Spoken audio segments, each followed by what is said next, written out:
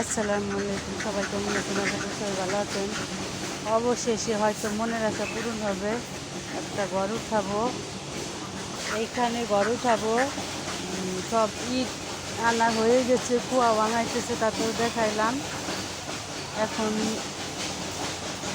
এখন হচ্ছে ঘর কিছুদিনের ভিতরে শুরু করব। হয়তো আল্লাহ তাআলা যদি করতে দেয়, তাই সব কিছু আল্লাহর উপর। হয়তো সব কিছু করলাম, কিন্তু ঘরটা উঠাইতে পারলাম না। কোন সময় কার কী করে আল্লাহ তাআলা বলা যায় না। আশা করে ভালো না, আবার কিছু কিছু ক্ষেত্রে আশাই সংসার।